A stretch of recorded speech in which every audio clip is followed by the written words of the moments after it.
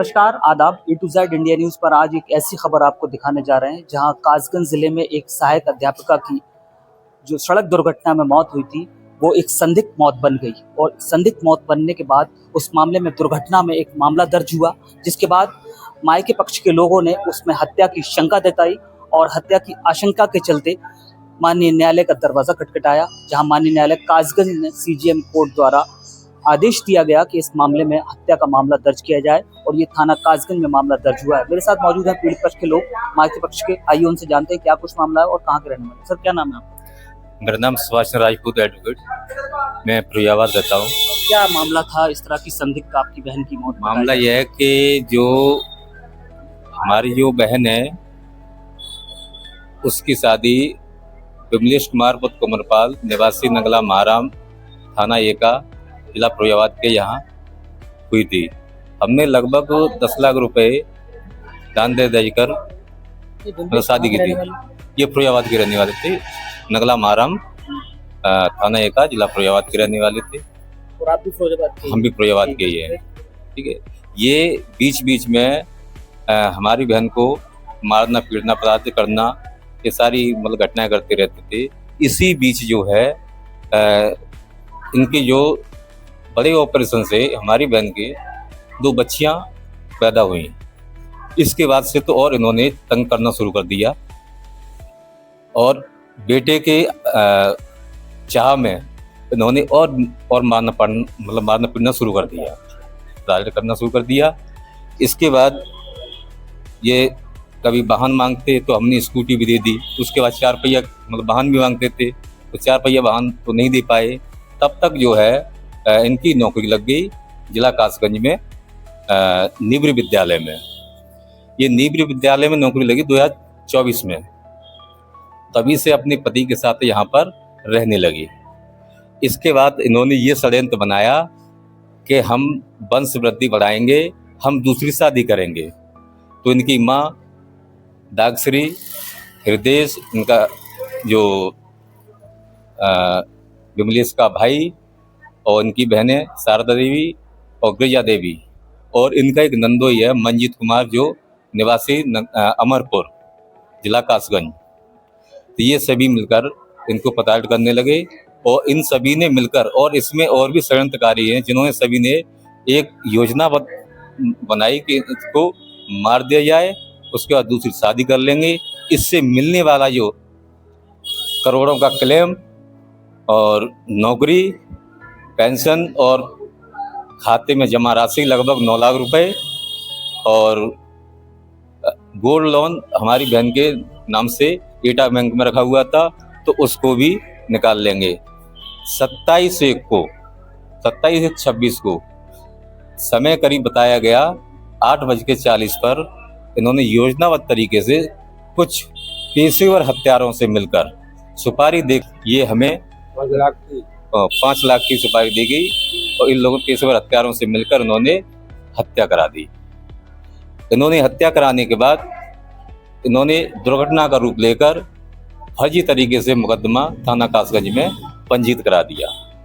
हम बार बार इसकी खोजना में लगे रहे कि ये दुर्घटना नहीं है, ये हत्या है।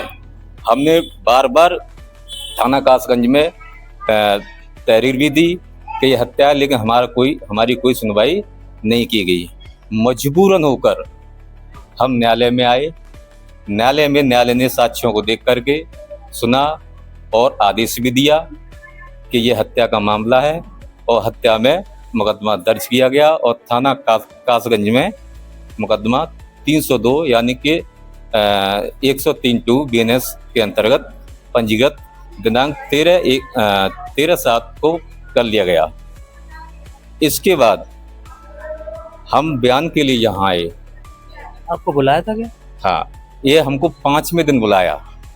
जब हम आए यहाँ पर बयान के लिए तो हमने कहा कि इतने दिन हो गए, आपने जो है अब बताया है और उन लोगों को, अपराधियों को अभी तक तुमने अरेस्ट क्यों नहीं किया है?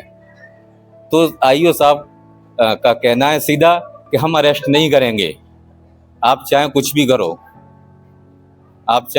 हम अरेस्ट नहीं करेंगे।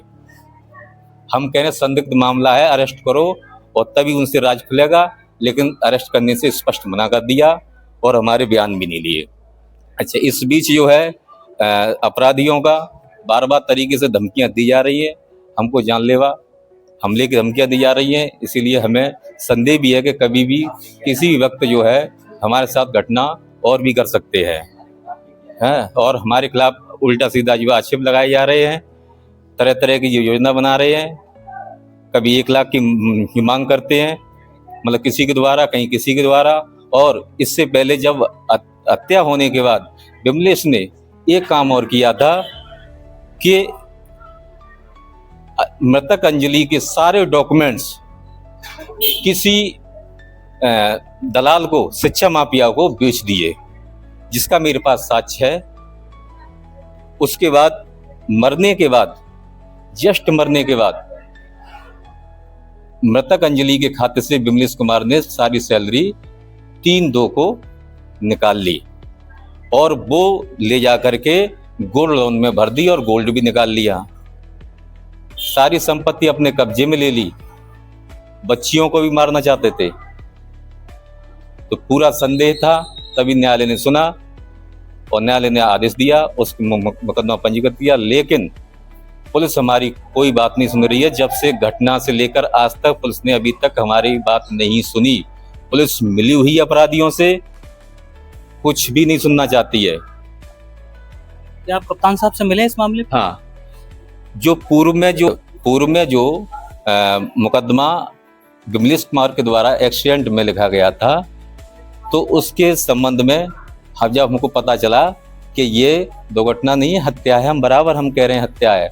हम कप्तान साहब के साथ भी गए, हमने अपने न्यायालय में मॉनिटरिंग के लिए, न्यायालय फिरोजाबाद में भी हमने मॉनिटरिंग के लिए आवेदन दिया। न्यायालय फिरोजाबाद ने भी माना कि ये साक्ष्यों के आधार पर हमें सत्यता प्रतीत होती है, इसीलिए ये साक्ष्य जो है मुकदमा नंबर 62/26 में लगाया जाए। उन्होंने एसपी कासगंज को लेटर भेजा। मैं व्यक्तिगत रूप से एएसपी साहब से मिला भी और उन्होंने आदेश भी किया, लेकिन फिर भी कोई भी उसमें कोई संज्ञान नहीं लिया गया, ना ही हमारे कोई बयान लिए गए, ना ही और जो भेजे गए थे जो भी साक्ष्य उस मुकदमे में लगाए। मजबूर होकर हम कासगंज न्यायालय में आए, हमारी बात सुनी गई और सुनने के बाद मुकदमा पंजीकृत हुआ। तो पूरी सस्पेक्टेड घटना, कहीं ना कहीं संदिग्ध घटना ये कासगंज जिले में हुई है, जहां सहायक अध्यापिका की हत्या की आशंका जताने के बाद माननीय न्यायालय ने इसमें आदेश किया और एफआईआर भी दर्ज हो गई। लेकिन पुलिस की कार्यप्रणाली पर बड़ा सवाल इसलिए पैदा होता है कि जब पीड़ित इतने दूर से, यानी करीबन 150 किलोमीटर के आसपास होगा, 150 किलोमीटर से पीड़ित लगातार मां के पक्ष के जो मृतक अध्यापिका है उसके परिवारीजन लगातार चक्कर काट रहे हैं और एडवोकेट होते हुए चक्कर काट रहे हैं, तो पुलिस की कार्यप्रणाली पर बड़ा सवाल पैदा होता है। कहीं ना कहीं इस मामले में पहले पुलिस को जब माननीय न्यायालय का आदेश हुआ है तो गिरफ्तारियां करनी चाहिए, उसके बाद साक्ष्य भी इकट्ठे करना चाहिए, माननीय न्यायालय में चार्जशीट दाखिल करना चाहिए। कहीं ना कहीं इस मामले में संदिग्धता नजर आ रही है। देखते रहिए A to Z India news.